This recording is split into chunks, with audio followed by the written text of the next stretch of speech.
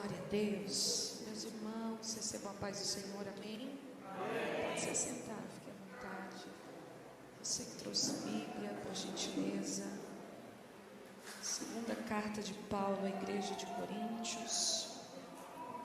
Quero ler e meditar com vocês, capítulo de número 3, a partir do versículo de número 13. Segunda carta de Paulo à igreja de Coríntios, capítulo de número 3, a partir do versículo de número 13. Enquanto vocês procuram o texto, eu quero aqui fazer uso da minha oportunidade, agradecer ao Senhor pelo privilégio de poder conhecer essa igreja. Pastor, Deus abençoe, muito obrigada pelo convite, pela confiança. Eu já pude ouvir Deus aqui neste lugar. Que Deus abençoe o evangelista, que foi tremendamente usado. É muito bom quando nós temos a oportunidade de ser ministrada em culto, né? Então, quando são duas palavras, eu fico muito feliz, porque eu tenho a certeza que eu estou indo não só para entregar, mas também para ouvir. Que Deus possa abençoar todos os envolvidos nesse trabalho, os irmãos que cantaram, adoraram. Que Deus possa abençoar grandemente a vida dos irmãos. Quantos acharam o texto? Segunda carta de Paulo à igreja de Coríntios, capítulo de número 3, versículo de número 13. Diga amém. Diz assim a palavra do Senhor: e nós não seremos como Moisés, o qual, tendo um véu sobre a sua face, para que os filhos de Israel não pudessem olhar firmemente para o fim daquilo que é abolido, ou em outras traduções, que é transitório. Mas as suas mentes estavam cegas, porque até este dia permanece o mesmo véu encoberto na leitura do Velho Testamento, véu qual está aniquilado em Cristo. Mas até hoje, quando Moisés é lido, o véu está sobre o coração deles. Mesmo assim, quando se converterem ao Senhor, o véu lhes será tirado. Ora, o Senhor é Espírito, e onde o Espírito do Senhor está, ali também está a liberdade. Mas todos nós, com o rosto descoberto, contemplando como num espelho a glória do Senhor, somos transformados na mesma imagem, de glória em glória, como o Espírito do Senhor. Jesus, nós queremos te agradecer por tudo quanto o Senhor já realizou aqui nesta noite. Eu me alegro pelo teu povo que ainda tem sede e fome da tua palavra.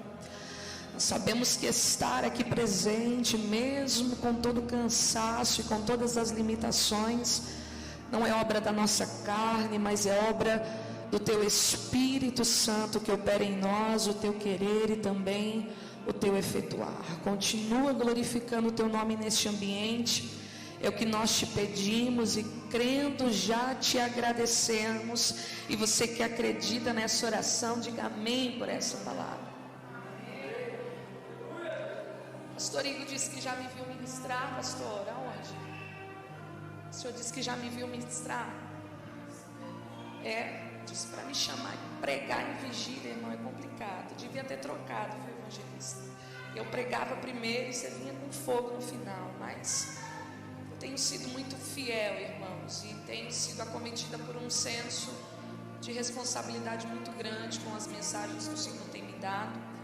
O Senhor tem direcionado o meu coração a despeito dessa palavra. Eu acredito que Deus tem uma direção para a nossa vida, para o nosso espírito, nesta madrugada, nesta noite. Perceba, Paulo está escrevendo a segunda vez a uma igreja que nesse contexto e neste momento é uma igreja forte, é uma igreja poderosa no que tange a questões financeiras, monetárias, poderosa no que tange a riqueza de dons. A ideia de que essa igreja cresceu mesmo em um ambiente de oposição espiritual, a ideia de que essa igreja se estendeu, se manteve como uma resistência, mesmo em uma cidade que de fato e de forma cultural eles não tinham como ideia principal ou talvez primordial a adoração ao Senhor. Paulo estabelece uma igreja na cidade de Coríntios. Essa igreja cresce em número, em extensão. Essa igreja começa de fato a se destacar. Só que nós vamos perceber, e eu acho válido citar isso daqui, que Paulo, ao escrever a segunda vez a esta igreja, vai começar a pontuar algumas situações específicas. Paulo começa a tratar, tanto na primeira quanto na segunda carta, problemas que existiam dentro dessa igreja. E me parece que nessa condição, Paulo está assumindo a responsabilidade de falar aquilo que ninguém quer. Me parece que nessa condição de alguém que não está presente, mas visualiza todos os problemas, de fato não se faz presente unanimemente em todos os cultos, em todas as reuniões, mas enxerga, porque aquele que tem visão de Deus, nem sempre ele precisa estar junto, nem sempre ele precisa estar no meio, porque quando nós somos guiados pelo Espírito do Senhor, até um cego que não enxerga de forma fisiológica consegue ver aquilo que Deus está disposto em te mostrar. Paulo não está no ambiente, mas é notificado dos problemas que acontecem. E aqui o que parece que de fato está acontecendo é a ideia de uma igreja que está crescendo, mas está crescendo da maneira errada.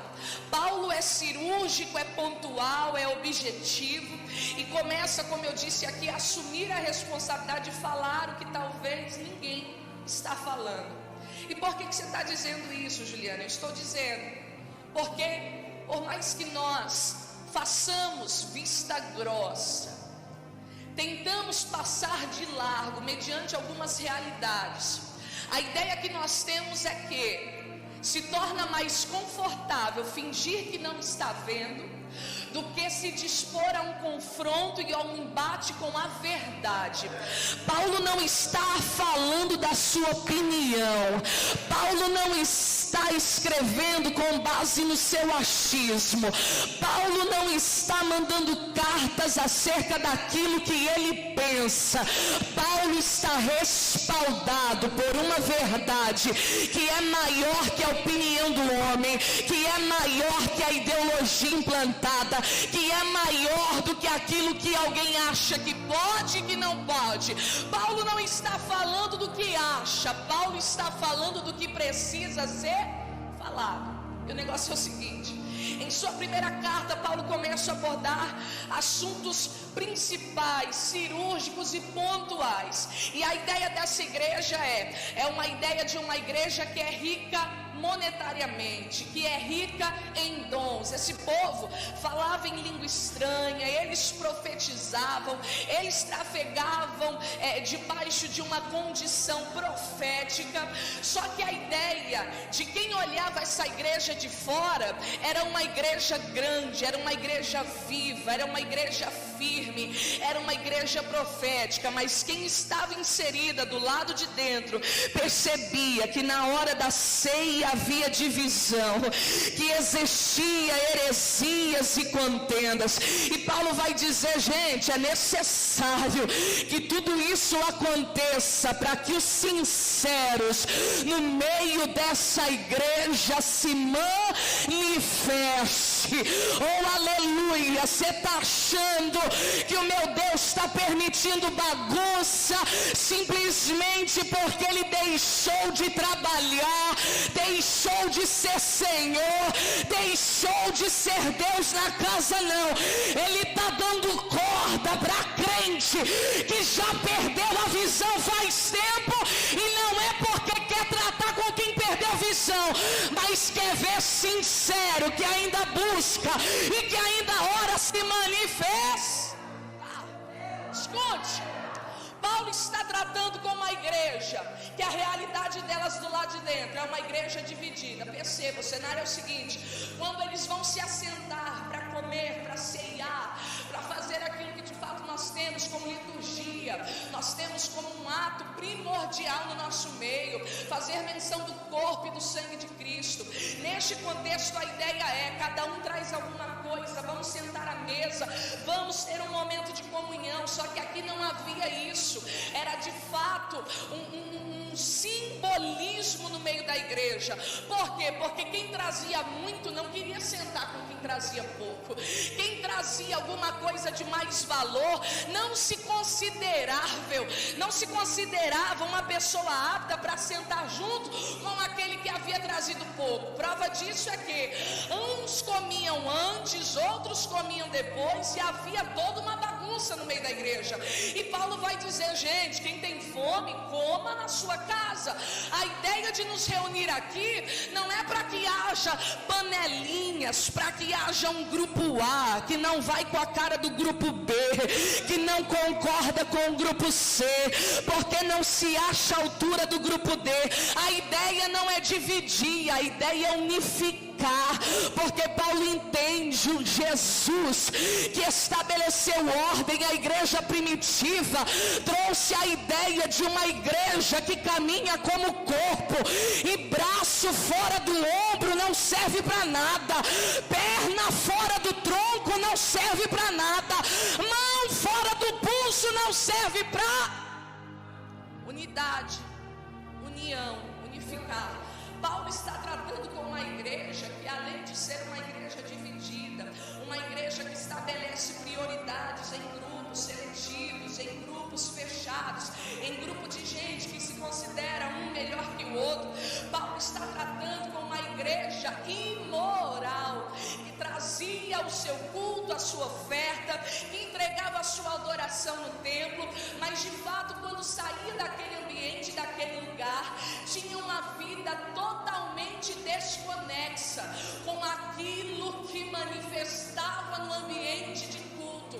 Paulo está lidando com uma igreja que a princípio parece ser uma igreja espiritual. Escuta isso aqui, estou introduzindo para você entender.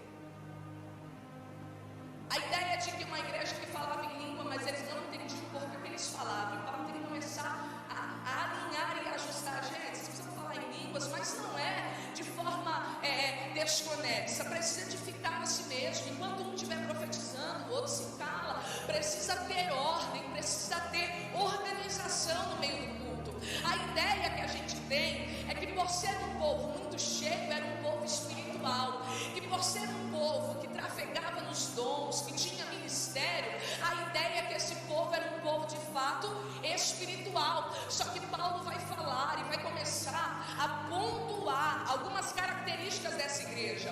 Paulo vai começar a dizer: gente, aquele que é carnal, ele não discerne o que é espiritual, e quem é espiritual não é discernido por quem anda na carne. Paulo vai dizer à igreja de Romanos, ainda pontuando uma questão, Paulo vai dizer que os filhos de Deus são guiados pelo seu Espírito. Então Paulo está falando de uma igreja que aparentemente é uma igreja cheia, mas não se trata de uma igreja espiritual. Juliana, isso está dando um nó na minha cabeça e eu vou te explicar. Nós temos um erro, que é um erro, irmãos, que eu considero hoje muito perigoso, que é confundir ministério com vida espírito. São duas coisas totalmente diferentes. Você pode admirar uma pessoa que tem um ministério abençoado e frutífero, só que o ministério que ela tem fala muito mais da habilidade que ela possui do que de fato da vida espiritual que ela carrega. Me parece que nós encontramos um meio de fazer funcionar. Me parece que nós encontramos um meio de fazer acontecer.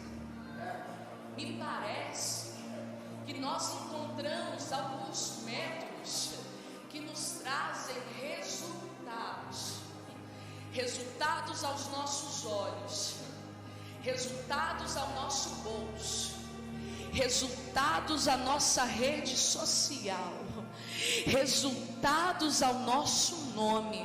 Só que Paulo está dizendo: eles possuem dons, mas eles são carnais. Eles falam em línguas, mas eles não discernem o que está acontecendo. Eles são pessoas que aparentemente estão cheias, mas fora daqui vivem uma vida paralela à minha palavra. Juliana, o que você está querendo dizer? Eu estou querendo dizer que o Senhor está levantando nesta igreja, e neste tempo, homens e mulheres com discernimento. Habilidade não vai te enganar, falácias não vão te enganar, profecias vazias não vão te enganar, terno bonito, saia bonita, cabelo comprido não vai te enganar. O Senhor vai fazer alguém enxergar além do que está vendo, para perceber. Ministério frutífero e vida espiritual são duas coisas totalmente diferentes. E é por isso, irmãos, que eu posso dizer com muita propriedade, como eu sou alguém que já me frustrei muito em admirar pessoas de longe e conhecer de perto, perceber que estavam muito longe de ser aquilo que eu acreditava. É melhor, irmãos, às vezes a gente admirar de longe, porque se chegar muito perto, você vê que a essência não é aquilo que parece. Você vê que o que prega não tem nada a ver com aquilo que vive.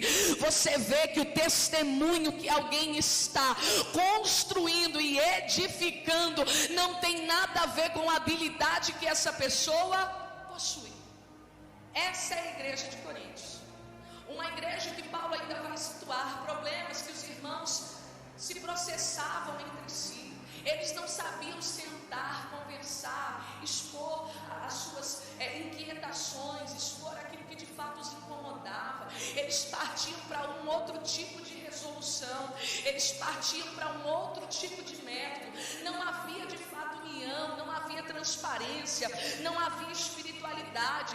Paulo ainda vai dizer, tratando sobre essa igreja, problemas de disputa entre eles. Então havia aquilo: enquanto fulano canta, eu não dou glória. Enquanto fulano profetiza, eu não intercedo. Enquanto alguém prega, eu viro a cara. Porque para alguém enxergar o crescimento ou a notoriedade de alguém, isso atinge inteiramente o seu ego. Porque você acha que o crescimento de alguém vai abater aquilo que Deus tem na tua vida, e você não entendeu nada sobre reino. Não importa quem prega mais, quem canta mais, quem profetiza mais. A ideia não é estabelecer um lugar de destaque sobre aqueles que fazem a obra do Senhor, mas a ideia aqui é, na somatória final, todo o reino sair em vantagem. Eu não quero saber quem virou, quem pregou, quem profetizou. No final, quem ganhou foi o reino de Deus. Perceba, Paulo está escrevendo em sua segunda carta, no capítulo de número 3, e ele está tratando sobre alguns assuntos, falando sobre a ideia de que essa igreja precisava entender a responsabilidade dela ser uma carta aberta àquela cidade, àquele povo. E ele vai fazer uso de uma expressão a fim de trazer um exemplo para essa igreja. E isso aqui chama a minha atenção, por quê?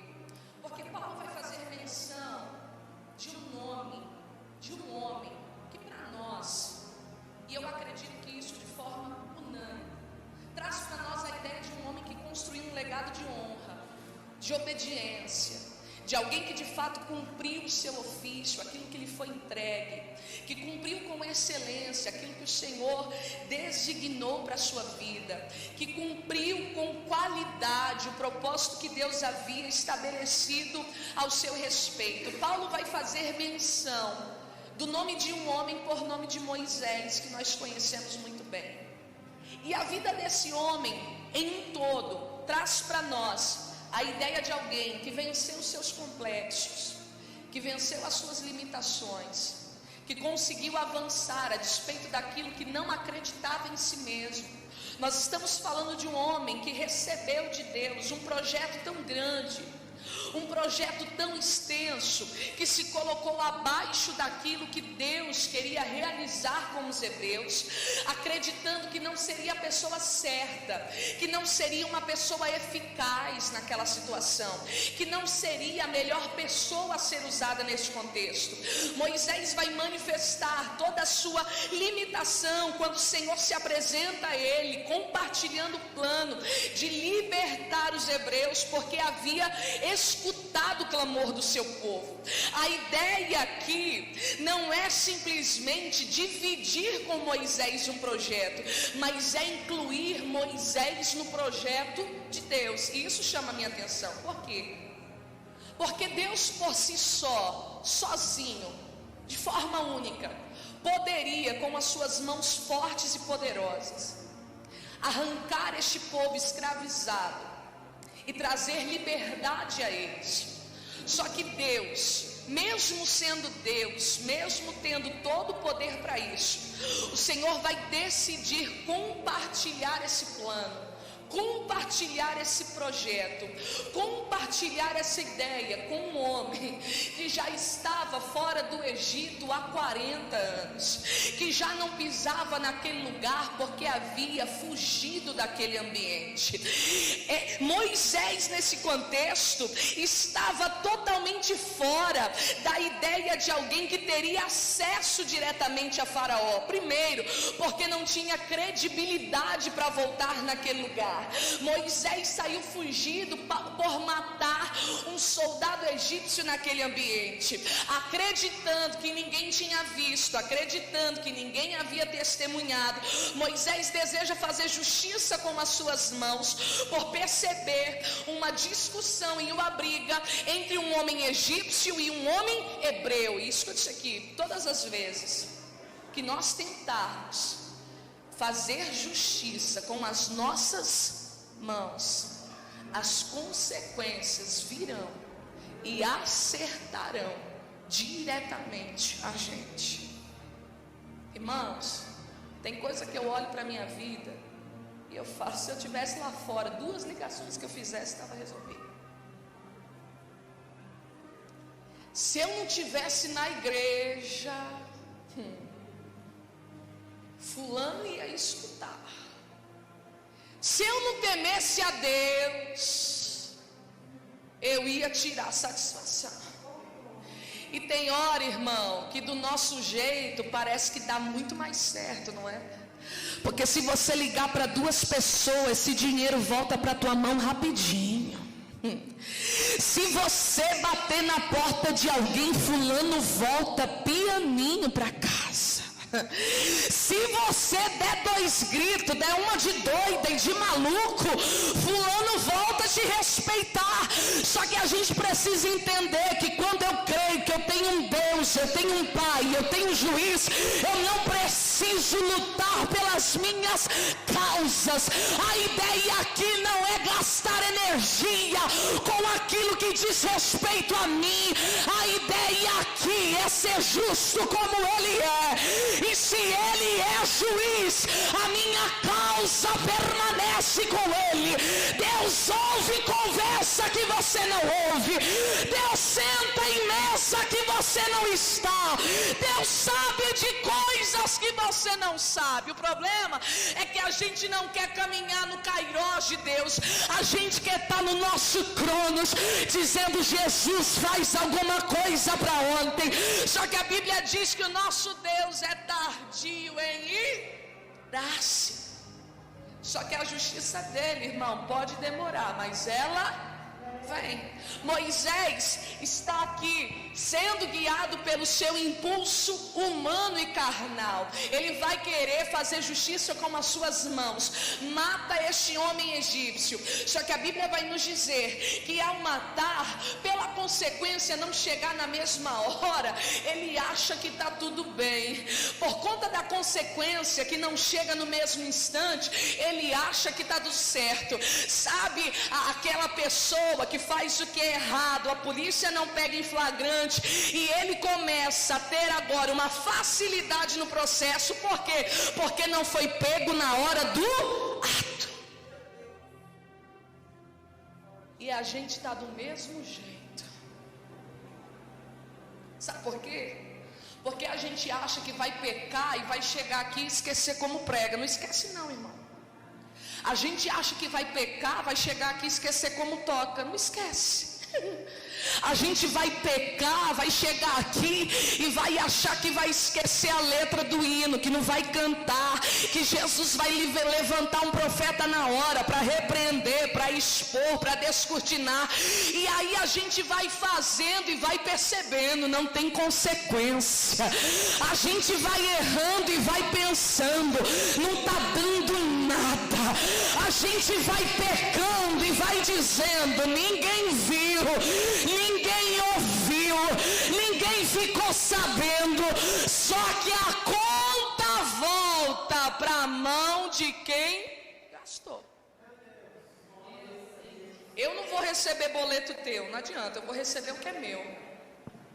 E o que eu precisar pagar, irmão, não vai chegar no endereço errado. Não vai. Perceba, Moisés agora é tomado por um senso de consciência, não porque se arrepende do que fez, mas porque depois do cenário que acontece, em uma briga que novamente está acontecendo, Moisés se levanta para tentar resolver, e a resposta de alguém é: quem te levantou como juiz em nosso meio? Por acaso você vai fazer com a gente o que você fez com aquele homem egípcio? Sabe o que é isso? Alguém viu. Sabe o que é isso? Alguém ficou sabendo. Sabe o que é isso? Alguém foi testemunha ocular. E Deus me manda dizer para alguém aqui nessa madrugada: se não quiser que ninguém saiba, não faça. Porque por mais escondido que você acredita que você esteja, eu amo um Deus que está no culto, e nós já lemos aqui: o Senhor me sonda, o Senhor me conhece. Ah, papai, para onde eu vou? O Senhor me cerca. Se eu for no lugar mais alto, ali o Senhor está. Se eu for no lugar mais profundo, ali também estará. O que é isso? Os olhos do Senhor estão sobre toda a terra. Eu posso dizer uma coisa: a pior coisa que tem é você ter rabo preso nos outros. Aí você está na mão do homem. É por isso que Davi foi orar dizendo: eu não quero cair na mão do homem, eu prefiro cair na mão do Senhor, porque o Senhor é misericordioso, o Senhor perdoa, o Senhor restaura, o Senhor transforma. E não me olhe, irmão, como se eu tivesse te atacando aqui deste altar, não. Eu estou dizendo simplesmente que não há nada encoberto que Deus não possa fazer vir à luz. E se vier, Juliana, é a melhor forma de Deus tratar, porque quando Deus tem que tratar na nossa reputação, é porque no nosso caráter nós já perdemos essa guerra há muito tempo. Por que Deus trabalha na reputação de Moisés? Porque no caráter não adiantou. Deus trabalha no nosso caráter no oculto. Deus trabalha no nosso caráter no secreto. O Espírito Santo fala pra gente: não faz isso, não fala assim, não manda mais essa mensagem, corta contato com fulano. Essa é a consciência do Espírito, que tenta trazer para nós uma verdade que nós conhecemos, mas fingimos não conhecer. Porque quando a gente quer pecar, irmão, a gente dá justificativa para tudo. tudo. Só que Deus entende, se no teu caráter, se tentando tratar na tua consciência você não muda, eu vou precisar expor algumas situações para você voltar a entender que eu ainda estou no controle de tudo. Perceba, Moisés sai deste ambiente fugido, sai deste ambiente desonrado, sai deste ambiente totalmente fora do contexto no qual foi inserido. 40 anos depois, constitui família, está apacentando as ovelhas de seu sogro, está vivendo uma vida totalmente paralela, fora de tudo aquilo que vivia no Egito, casa, tem filhos, está trabalhando, e a Bíblia diz em que um dia comum, um dia normal, Moisés está pastoreando as ovelhas de seu sogro, e o texto vai dizer para nós em Êxodo, que em determinado momento, Moisés para a sua marcha pastoral, percebe que algo de diferente está acontecendo, e o diferente nesse cenário não era uma sarça que queimava no meio do deserto. Na verdade, essa condição era extremamente natural para quem convivia naquele ambiente, para quem estava naquele lugar. Ver sarça pegando fogo, irmãos, era a mesma coisa do que nós vermos coisas que nos deparamos todos os dias aí fora. O que chamou a atenção de Moisés não foi uma sarça queimando, era muito natural, uma sarça, uma planta seca, em um ambiente seco, extremamente quente, era totalmente natural que ela queimasse, que ela pegasse fogo. O que chama a atenção de Moisés não é a sarça queimando, é perceber que mesmo no fogo não cai uma folha, não cai um graveto, a raiz não se seca e ela continua inteira. E eu vou repetir, porque eu gosto de pregar para a igreja inteligente, assim como vocês são. O que chama a atenção de Moisés não é a sarça que queima, mas é perceber que o fogo que tem poder para destruir qualquer coisa não destrói aquela sarça, porque o homem que manda no fogo, que manda no vento, que manda na água, que manda na terra, é o homem que está dando ordem, estrutura e força para aquela sarça queimar e continuar de pé. Por isso que tem gente que olha para os processos que você passa e quer arrancar o cabelo da cabeça, e quem quiser arrancar, que arranque. Ela está morrendo, está depressiva, a casa está virada, a porta está fechada, está todo mundo falando dela, mas não cai um graveto, não cai uma folha, a raiz não seca, ela continua de pé. O Deus da sarça é o Deus de Sadraque, Mesaque e Abednego, que fez com que os homens que lançassem os 3 jovens na fornalha morressem do lado de fora, mas quem está dentro não queima, quem está dentro não morre, quem está dentro não cai, quem está dentro não padece, quem está dentro não desiste.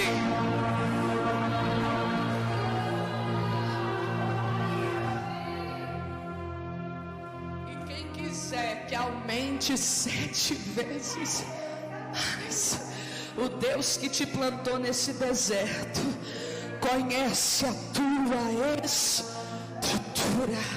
Levante a tua mão, por gentileza, se você crê em profecia lançada pela palavra.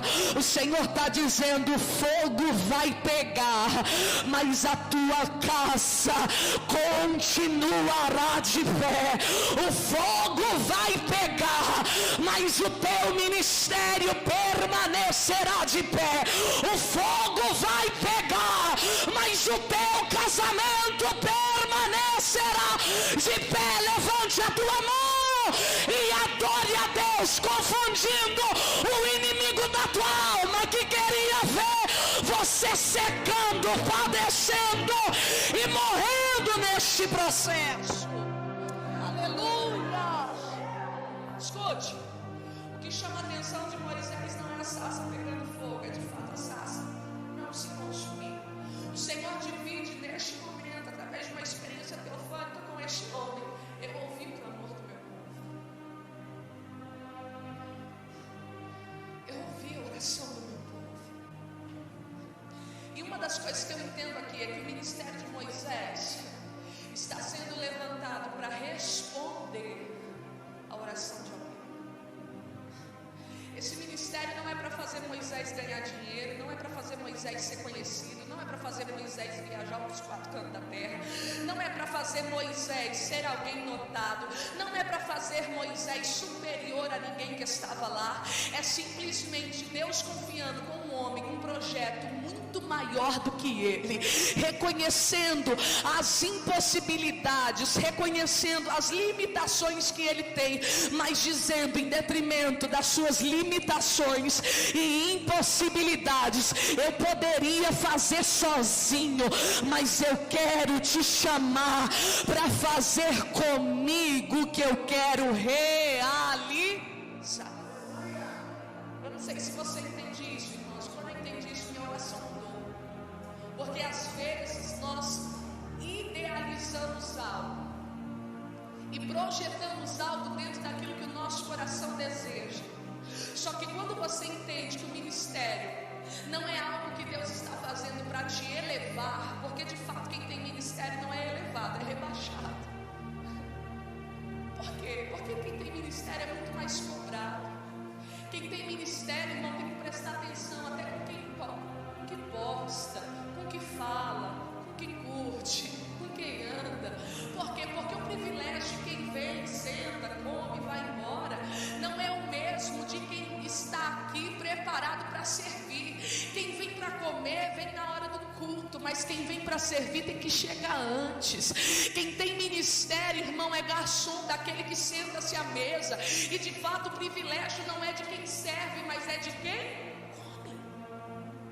Então nós precisamos entender, e a minha ideia não é de um chamado que te faz sucumbir e prevalecer em detrimento aos demais, mas é a ideia de que Deus está te convidando e te convocando para participar daquilo que Ele vai fazer. Quando eu entendi isso, minha oração mudou, ao ponto de eu dizer para o Senhor: não me deixa de fora daquilo que o Senhor tem para realizar na igreja brasileira neste ano. Não me deixa de fora daquilo que o Senhor tem para fazer no meio da juventude brasileira neste ano. Não me deixa de fora daquilo que o Senhor tem para realizar no meio das mulheres brasileiras da minha geração. O que é isso? A consciência de alguém que entende que Deus poderia fazer sozinho, mas Ele está me convidando para participar com Ele deste trabalho. Nós vamos perceber toda a trajetória. Eu estou ensinando aqui para você entender e se recordar, porque eu sei que você conhece. A história deste homem é a história de um legado que ele rompeu as suas limitações, os seus complexos, aquilo que ele não acreditava conseguir realizar, aquilo que ele não acreditava conseguir dar conta, aquilo que ele achava que não estava preparado para fazer. E eu posso dizer, tem habilidade que você só vai descobrir enquanto executa o que Deus mandou você realizar.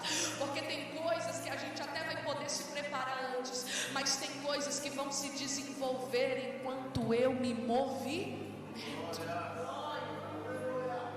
Às vezes, irmãos, a gente não é bom realmente, e às vezes a gente paralisa as promessas na nossa vida, porque a gente fica se comparando, a gente fica esperando estar pronto, a gente fica esperando alcançar determinado nível e determinado grau. Só que a ideia de preparação não acontece antes na vida de Moisés. A ideia de preparação vai acontecer enquanto ele está se movimentando. Enquanto ele se movimenta, Deus faz sinal. Enquanto ele se movimenta, Deus responde. Enquanto ele se movimenta, Deus envia pragas no meio do Egito. Enquanto ele se movimenta, Deus abre o mar. Enquanto ele se movimenta, Deus estabelece coluna de fogo. Enquanto ele se movimenta, Deus prepara uma nuvem que cobre e direciona essa nação. Enquanto ele se movimenta, Deus envia o maná. Enquanto ele se movimenta, o calçado cresce no pé. Enquanto ele se movimenta, a roupa não envelhece no corpo. Eu sei que você está entendendo o que eu estou pregando, e Deus está dizendo: não espere ficar pronto para obedecer a minha ordem, mas ao tom do movimento eu vou te capacitando, te habilitando e te respondendo, diz o Senhor. Escute, legado de honra. Moisés cumpriu o ofício.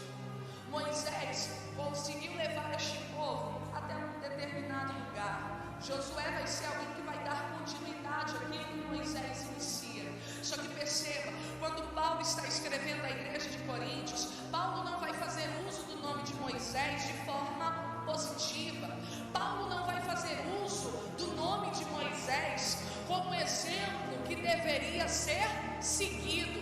Paulo não vai fazer uso do nome de Moisés como alguém que ele estava sinalizando como exemplo de imitar, de copiar, de repetir as ações. E por quê? Nós vamos perceber que Paulo vai fazer uso de um contexto, de uma situação que eu estou caminhando para encerrar. Paulo vai dizer o seguinte: olha, Moisés era um tipo de homem que cobria a sua face com um véu, a fim de esconder, ou a fim de não fazer com que ficasse explícito uma glória que era passageira, que era transitória. E eu te explico isso aqui. Moisés era o tipo de homem que tinha uma vida tão devota, que tinha uma vida tão entregue ao Senhor, que ao primeiro comando de Deus, para que ele viesse se separar e buscar o Senhor, Moisés subiu o monte, Moisés ficava em oração. E esse homem, irmão, não era de oração como nós hoje não, que dobramos o joelho 15, 20, 30 minutos, uma hora.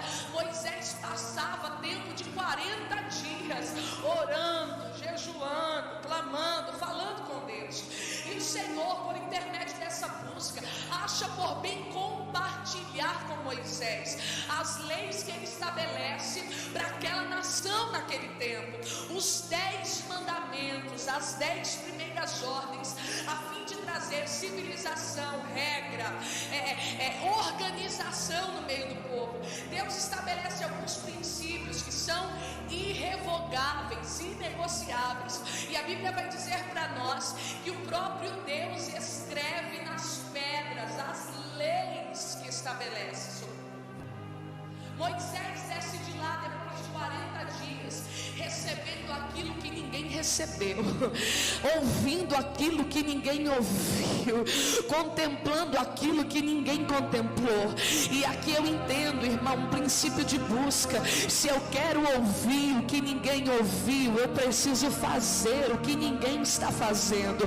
Se eu quero viver o que ninguém viveu, eu preciso ter posicionamentos que ninguém está tendo. Moisés semeia 40 dias de busca e Deus devolve para ele o que não havia compartilhado com ninguém. Posso dizer aqui, a gente tem que parar de ser imediatista, entregar para Deus o nosso resto e achar que estamos fazendo muito.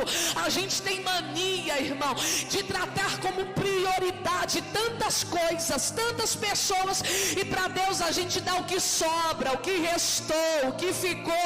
E eu não estou falando de dinheiro, eu estou falando de tempo, eu estou falando de qualidade, eu estou falando de vida, eu estou falando de renúncia. A gente dá o que a gente acha,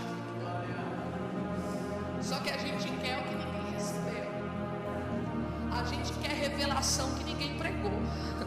A gente quer ver céu aberto como Isaías viu. A gente quer ter experiência que Moisés teve, mas pagar o preço que ele pagou a gente não quer.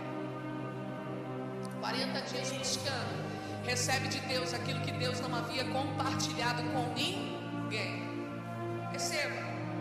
Em um primeiro momento, nós conhecemos a história. Moisés quebra as tábuas da lei.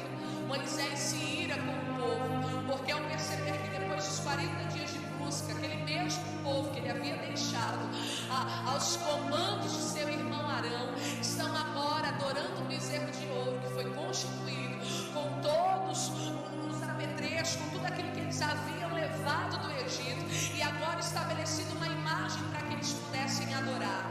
Moisés quebra as tábuas, e se tem uma coisa que não vale a pena, irmão, é a gente jogar fora aquilo que Deus nos confiou por conta da atitude de quem não trafega na mesma visão que a gente. E às vezes, irmão, por se irar com gente que não tem a mesma visão, que não está no mesmo nível que você abre mão da preciosidade que Deus dividiu contigo por conta do comportamento dos outros. Aí você conversa com alguém, você abandonou o ministério por quê? Porque falaram de mim. Porque não me davam credibilidade. Porque fulano fez isso, porque ciclano fez aquilo. E aí você percebe algo tão precioso, você jogou fora por conta dos outros. Vale a pena. Moisés, em um segundo momento, estabelece um novo período de busca, 40 dias orando, jejuando, falando com Deus. E aqui o texto vai nos dizer, e a Bíblia vai nos falar a respeito de uma experiência que acontece com Moisés. Moisés sobe como um homem natural, mas quando desce do Monte Sinai, o texto diz para nós no livro de Êxodo, que ele descia com a sua face resplandecendo a glória do Senhor, ao ponto dos homens observarem, ao ponto dos homens olharem na sua face e se maravilharem com aquilo que eles observavam, porque Moisés sai da condição de um homem normal e passa a se tornar um ser altamente espiritual. Escute isso e eu encerro em 5 minutos. Moisés desce com o rosto brilhando, só que essa glória que resplandecia no seu rosto não durava para sempre. Essa glória que resplandecia na sua face não ficava na sua face o tempo inteiro. E ao perceber que essa glória era uma glória que transitava, que era passageira, Moisés é agora tentado a fazer com que os homens não percebessem que a glória que havia resplandecido em sua face estava indo embora. E a ideia aqui não é simplesmente cobrir o seu rosto com um véu, para que os homens normais e naturais não fossem atingidos ao ponto de não suportar essa glória. Porque a princípio a justificativa era: eu vou cobrir o rosto porque vocês não vão dar conta de ficar olhando para mim. Eu vou cobrir o rosto porque é tanta glória que se vocês olharem fixamente é capaz de vocês morrerem. Eu vou cobrir o rosto para proteger vocês do perigo que a glória pode te causar. Só que de verdade não era isso que estava acontecendo. Moisés só não queria perder o título de homem super espiritual. Moisés só não estava afim de que alguém percebesse que a glória que brilhava tanto ontem, hoje já não brilha tanto mais. Então, para que alguém não veja que a glória está indo embora, eu cubro o rosto. Para que alguém não veja que a glória está se esvaindo, eu coloco um véu. Para que alguém não veja que eu já não oro mais como eu orava, eu coloco um véu. Para que alguém não veja que eu já não ouço tanto a Deus como eu ouvia lá atrás, eu coloco um véu. Para que alguém não veja que já tem mais de 3 meses que eu não jejuo, eu coloco um véu. Para que alguém não veja que eu não tenho altar dentro da minha casa, eu coloco um véu. Para que alguém não perceba que essa glória que me faz pular, que me faz rodar, que me faz profetizar fora daqui, está se esvaindo, eu coloco um véu. Para quê? Para não perder a postura de pregador, de cantor, de profeta, de pastor, de intercessor, e não querendo perder esse lugar, Moisés cobre o rosto.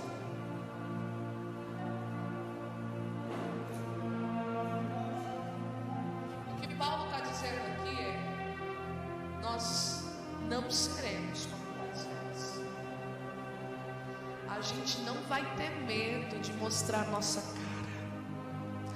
A gente não vai ter medo de falar o que realmente está acontecendo.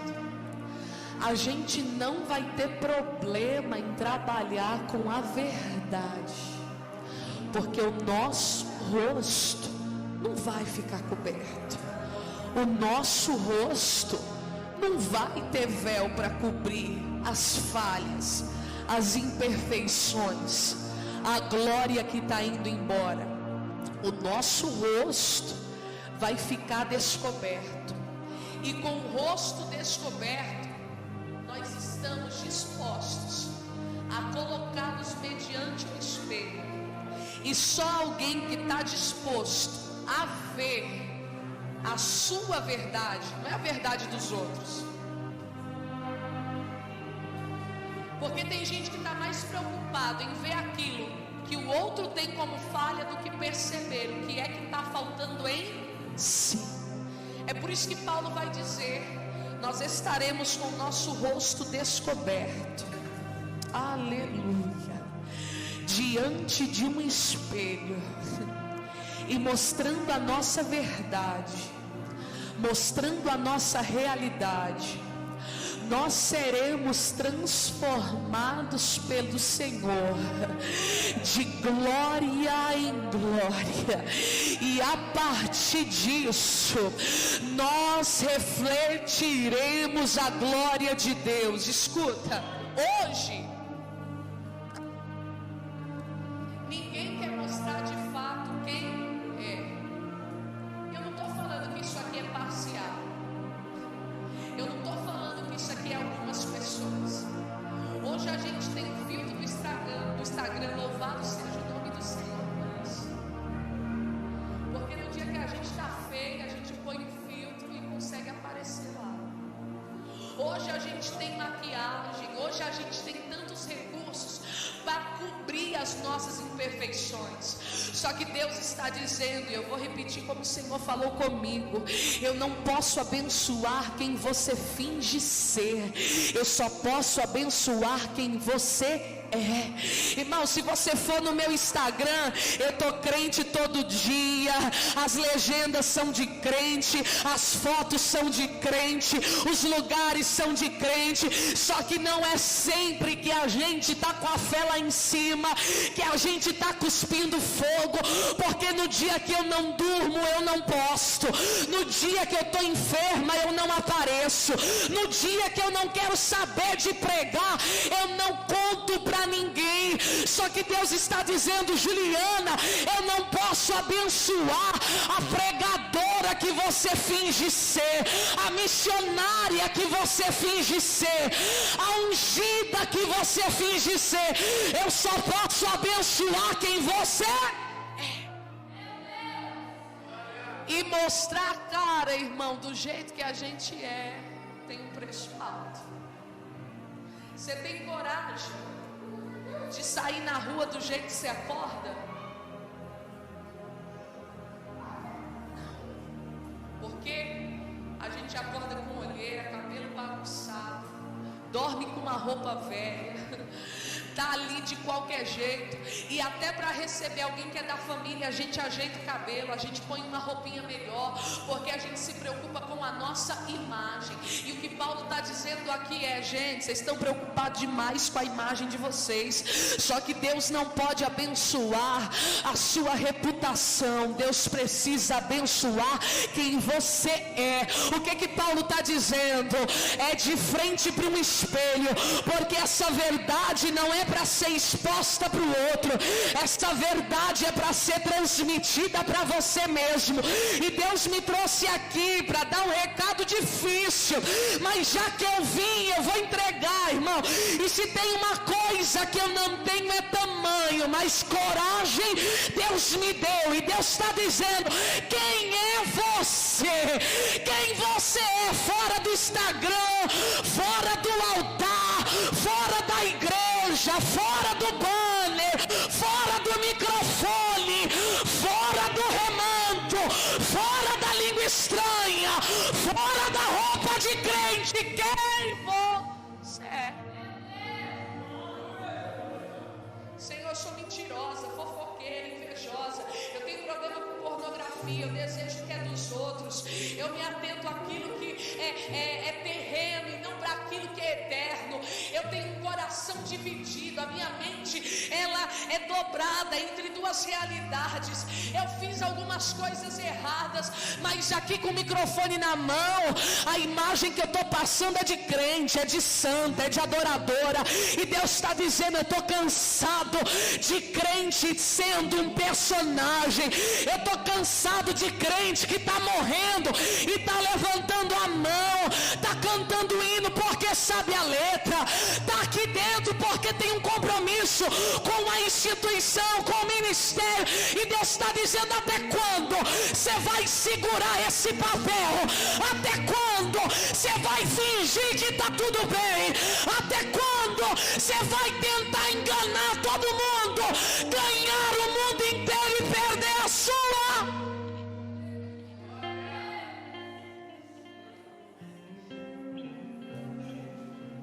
É do manto, mas se deixar no mês, beija 4 bocas diferentes. Não faz cara feia não, que cara feia me dá mais vontade de pregar, entregar o que Deus está mandando. É do manto, mas se uma CPI espiritual baixar no teu celular, teu histórico do YouTube é crente? Teu histórico do Google é convertido? Os teus olhos são bons? Porque se os teus olhos forem bons, todo o teu corpo terá luz. Quem é você fora daqui, irmão? Aqui dentro é muito fácil, aqui dentro é muito confortável. Deus está querendo saber quem é você naquela viela, quem é você naquele departamento, quem é você naquela escola, quem é você naquela faculdade, quem é você lá na tua casa. Deus está dizendo quem você é.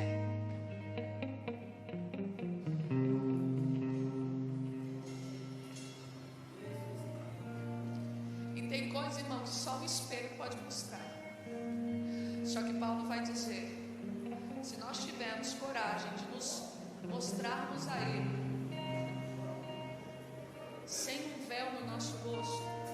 Porque o que Moisés fazia? A glória estava indo embora, mas ele não queria sair do nível de alguém que já estava em cima para ficar embaixo. Ele não quer perder o status de alguém que já brilhou muito e hoje não brilha nada. Então, para não correr o risco de ser julgado por alguém que poderia não entender que essa glória não é eterna, é passageira, ele prefere esconder o seu rosto com a justificativa de não ferir, de não prejudicar quem olhasse fixamente para si. Só que aqui a realidade não é essa. E às vezes, irmãos, nem sempre dar um passo para trás é desvantagem, nem sempre dar um passo para trás é retroceder, nem sempre dar um passo para trás é vergonha. Às vezes é melhor a gente reconhecer a nossa realidade do que ficar fingindo ser toda hora alguma coisa, porque cansa. E ninguém sustenta um personagem por muito tempo. Fecha os seus olhos no teu lugar e vem cá.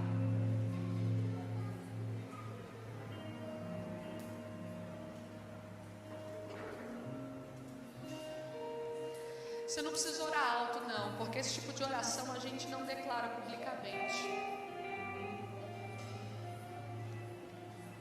Só que eu preciso que você entenda que Deus trouxe a gente aqui nessa noite para dizer: chega de sustentar um papel, chega de querer sustentar uma glória que é transitória, chega de querer passar a imagem de ser alguém tão espiritual, sendo que a tua realidade do lado de dentro não é essa.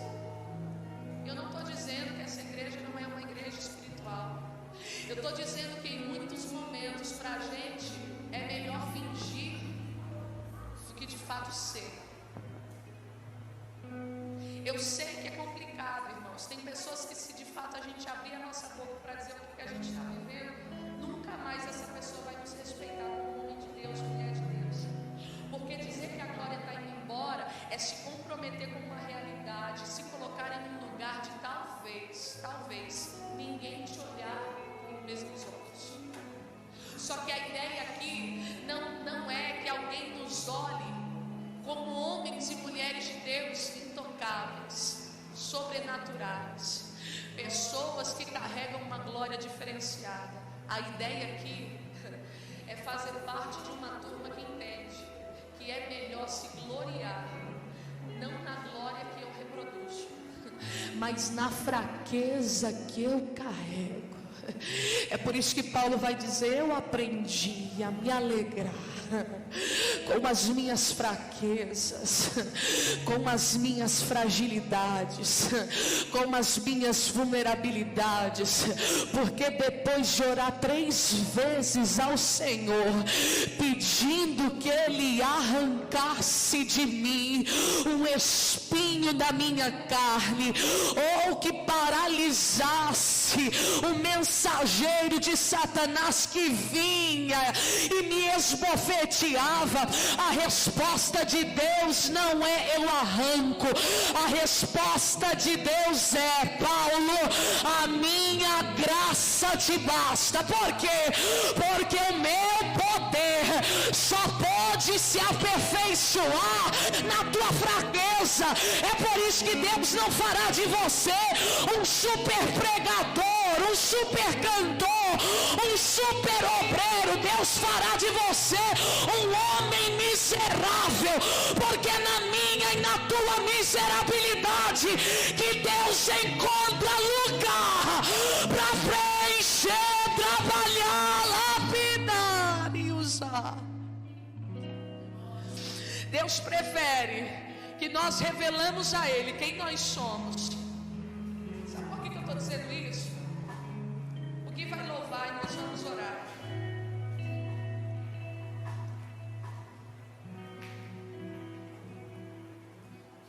Eu não estou falando o que eu ouvi falar, tá, irmãos? Eu estou falando o que eu vivi, o que eu sei, o que chegou em mim. Filho de pastores envolvidos no homossexualismo, filhos de obreiros querendo arrancar sua própria vida, pessoas que eu conheço que estavam cantando, adorando, saíam do culto de Santa Ceia para se deitar com pessoas do mesmo sexo. Gente que está dentro do culto e chega em mim para dizer: missionário, eu não aguento mais.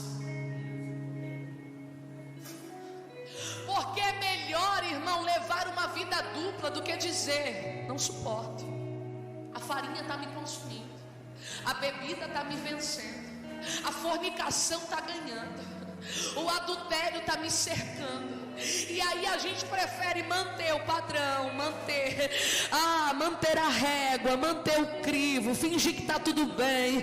Aí você põe tua gravata slim, passa o gel no teu cabelo, você põe o teu terno novo, o teu sapato, as meninas põem o vestido, passa a maquiagem, faz chapinha no cabelo, vem pro culto, levanta a mão, mas a realidade é totalmente diferente.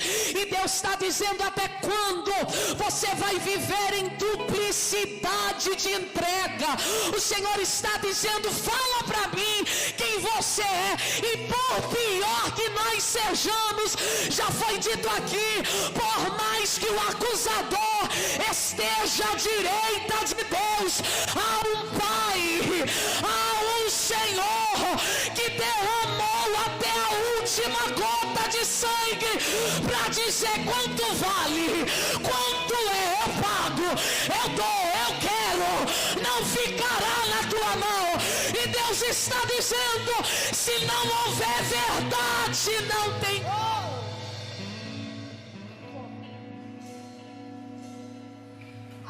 Eu vou confessar aqui pro meu amigo e tá tudo bem. Posso dizer? A ideia que a gente tem de arrebatamento, sabe qual é? A de filme de Hollywood, que traz a ideia pra gente, que vai subir todo mundo e fica 3, 4, irmão. Posso dizer? Vai subir 3, 4 e vai ficar todo mundo. Porque tu tá preocupado com a tua reputação, com o teu nome, com o teu ministério, com aquilo que você construiu, e não tem humildade de chegar para alguém e falar: preciso de ajuda. Eu tô morrendo. Eu não sou o que eu posto, eu não sou o que eu prego. Mas não, é melhor manter a pose, é melhor fingir que está tudo bem, porque você se sabota achando que ignorando o problema, uma hora ele vai se resolver sozinho. Não vai. O mundo espiritual trabalha com legalidade, e legalidade é a porta de acesso que você dá para ele entrar, sair, fazer o que ele quiser. Mas hoje há poder no sangue de Jesus, e Deus está dizendo a essa igreja, a esta casa, a mim que estou pregando: é tempo de arrancar o véu, é tempo de mostrar a cara, é tempo de dizer quem a gente é, porque só aí Deus pode tratar, limpar, fortalecer e colocar de pé. Feche os teus olhos no teu lugar. Eu quero que o Espírito tenha liberdade aqui nessa noite de trabalhar internamente. E o homem que tem uma consciência batizada pelo Espírito, ele é escravo dela eternamente. Você pode fazer o que quiser, mas você não vai ter paz nunca mais. Porque a consciência do ser humano batizada pelo poder do Espírito de Deus, ela é escrava do Senhor. E é por isso que Paulo vai dizer: eu sou prisioneiro de Cristo. E eu estou algemado ao propósito, à vontade dele. E por mais que a minha mente vagueie, e por mais que os desejos me cerquem, e por mais que a tentação me visite, e por mais que eu ceda, muitas das vezes eu tenho um Espírito que fala comigo, eu tenho um Espírito que não me deixa pecar em paz, eu tenho um Espírito que me diz todo dia e toda hora quem eu sou e quem Deus quer que eu me torne. E eu quero que neste momento o Espírito que habita em você comece a te mostrar contatos que você precisa bloquear, grupos que você precisa sair, mesas que você precisa parar de sentar, ambientes que você precisa parar de frequentar, atitudes que você precisa parar de ter. E hoje, pelo poder da palavra e pelo poder do Espírito que convence o homem do pecado, da justiça e do juízo, alguém vai sair daqui com a cara limpa, transformado de glória em glória, refletindo a face do Senhor. Fecha o olho.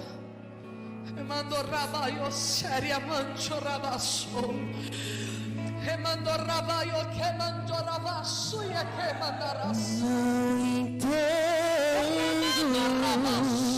o meu próprio agir. Jesus, faz conosco como o Senhor fez com aquele vaso em Jeremias 18. Ele quebrou, mas quebrou na tua mão. Ele quebrou, mas quebrou na tua presença. Ele quebrou, mas não quebrou na mão do homem. Ele quebrou na mão de um Deus que é misericordioso, benigno, longânimo. E faz de novo, Jesus, um vaso conforme a tua vontade. Sem tua graça, o que seria de mim, Deus? Pois o bem que eu quero fazer não faço, e o mal que eu não quero, esse sim, acabo cometendo. Em meu ser militam carne e espírito, em uma guerra infindável, a qual eu não me rendo. Pois meu corpo já foi vendido como escravo, e não existe bem nenhum em mim, apenas o pecado. Ah, Jesus, como Paulo diz, será vergonha que eu sou, livrará do corpo desta morte. Não há nada de bom em nós. Então liberta-me de mim.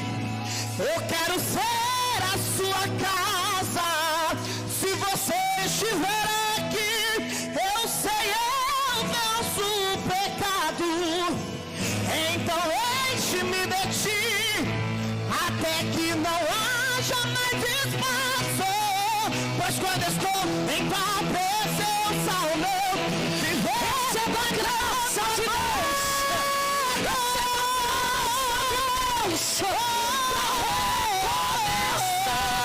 O meu viver, Senhor.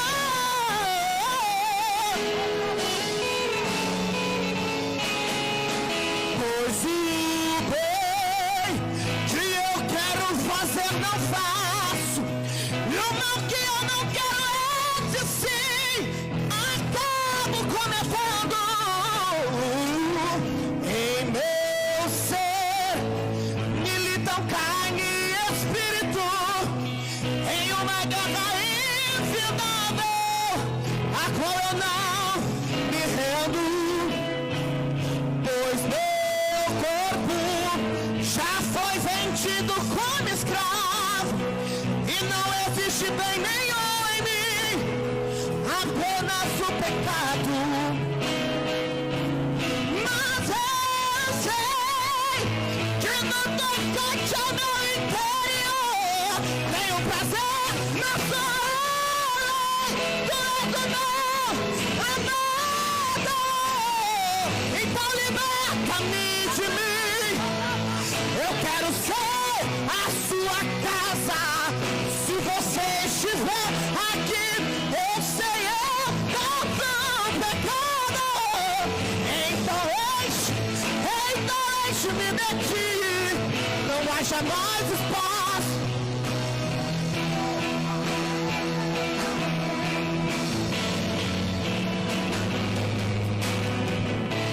E eu passo a ser livre pra viver. Tua mente seja alcançada pelo poder de Deus. E essa guerra que acontece do lado de dentro seja vencida por aquele que tem todo o poder nos céus e na terra. Que a tua consciência seja lavada com o sangue que foi vertido na cruz do Calvário. Seja livre, vontade. E ao te conhecer, todo meu ser se enche de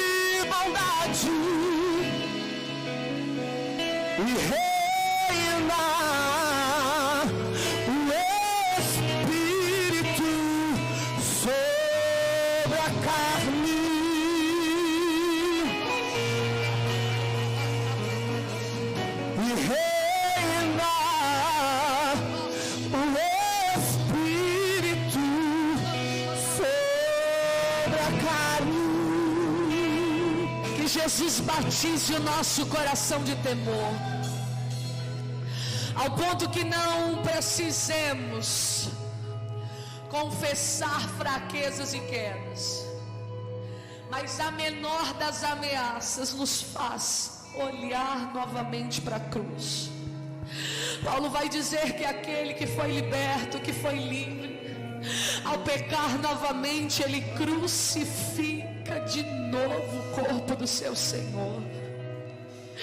E hoje a minha oração não é que nós tenhamos acolhimento somente ao declarar as nossas fraquezas, mas que a menor das ameaças nós possamos nos lembrar do preço que foi pago. Que a menor, oh aleluias, das investidas do inferno, a gente venha se lembrar o que nós construímos até aqui. Não vale a pena, irmãos, por um minuto de nada, jogar para o alto que Deus construiu em você. Para construir leva tempo demais, mas para derrubar, irmãos, o diabo não precisa de muito. Jesus, aqui está o teu povo. Nós queremos te agradecer pela palavra que nos alcançou nesta madrugada, por tudo quanto o Senhor já fez nesse ambiente, que é um ambiente que atrai a tua manifestação, a tua glória, o teu poder. Nós te agradecemos porque cremos, como Paulo diz a Timóteo, que toda palavra, ela é divinamente inspirada, digna de toda aceitação, ela é apta para corrigir, para ensinar. E nós cremos que, como revelação da tua palavra neste dia, o Senhor nos alcançou com misericórdia, nos concedendo mais uma oportunidade de caminharmos em sinceridade e em verdade, porque a tua palavra diz que o Senhor é o caminho, a verdade e também a vida. Nós queremos te pedir, batiza o nosso coração de temor. Ah, Jesus, unge os nossos olhos, unge os nossos ouvidos, unge os nossos lábios. Faz como o Senhor fez com o profeta Isaías. Manda um anjo nesta madrugada com uma brasa viva arrancada do teu altar e toca em nós, arrancando toda a iniquidade. Iniquidade não é pecado, iniquidade é pecado repetido, é pecado com consciência, não é acidente, é aquilo que nós fazemos sabendo que te desagrada. Toque em nós nessa noite. Olha para nós por dentro. Nós não queremos nos apresentar aqui com os nossos cargos, com as nossas carteirinhas, com os nossos ofícios, mas queremos nos apresentar como filhos que dependem da tua graça e da tua misericórdia. Ah, Jesus, eu quero te pedir sobre a minha vida, sobre a vida daqueles que estão neste altar, daqueles que estão na nave desta igreja, daqueles que estão lá do lado de fora. Eu quero te pedir, repreende todo espírito que trabalha com influência maligna, repreende o espírito do engano em nosso meio, repreende o espírito da mentira, repreende, Senhor, as nossas concupiscências carnais. Tiago vai dizer que primeiro a concupiscência nasce na mente, e ao conceber a concupiscência, ela se torna um desejo, e o desejo, ao governar o coração do homem, faz o homem praticar o pecado. Ah, Jesus, entra nesse caminho de queda. Ah, Senhor, concede livramento a alguém que já marcou o encontro, que já disse que ia fazer, que já disse que iria acontecer. Mostra para ele que o Senhor ainda é Deus, que se encontra com Saulo no caminho de Damasco. Repreende em nosso meio o espírito que trabalha com influência da sensualidade. Repreende em nosso meio o espírito que trabalha com influência da prostituição. Repreende em nosso meio, Senhor, o espírito que trabalha com influência da avareza, da luxúria, Jesus, da mentira, do engano, e nos faz, ó Deus, sermos parecidos contigo. Nos ajuda, Senhor, a caminharmos pelas veredas da tua justiça, por amor ao teu nome, negando, como o Senhor vai dizer aos seus discípulos: aquele que vier, que quiser vir após mim, negue-se a si mesmo, tome sobre si a sua cruz e siga-me. Nos dá graça, Jesus, de negar o nosso eu, de negar a nossa vontade, para glorificar o teu nome. Essa igreja seja despedida em amor, graça e misericórdia, que nós possamos provar neste tempo de verdadeira entrega, de verdadeira adoração e de verdadeira sinceridade. É o que eu te peço nesta madrugada, em nome de Jesus.